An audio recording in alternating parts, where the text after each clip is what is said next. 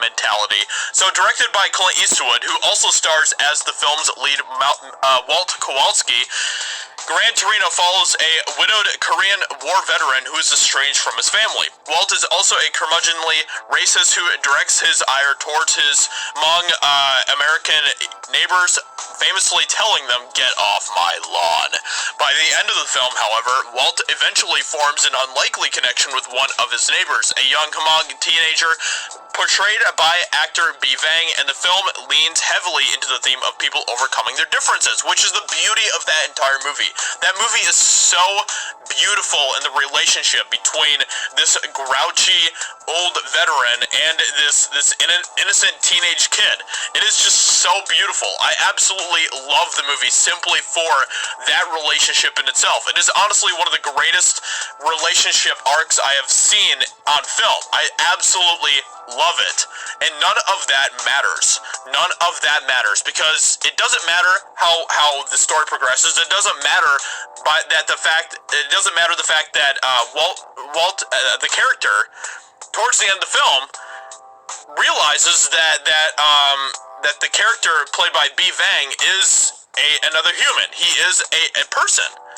That is the whole beauty of the film, is that Walt realizes that at the end, and he even gives his freaking life for him at the end of the film.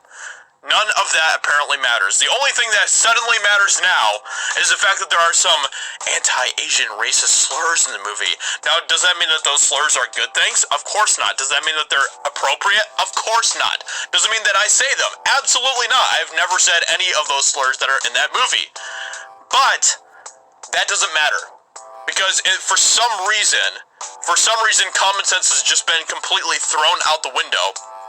And now people seem to think that if there is a racist slur in a movie, then suddenly, I guess, the movie is saying that is super duper okay and hunky-dory to say.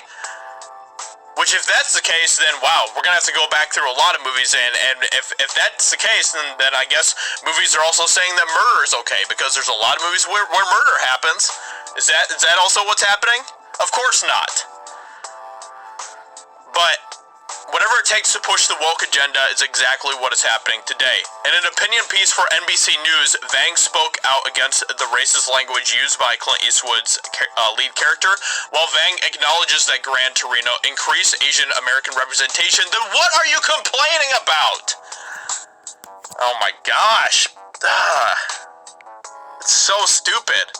He also believes the film helped to make anti-Asian racism more mainstream. What does that even freaking mean? Like I said, who?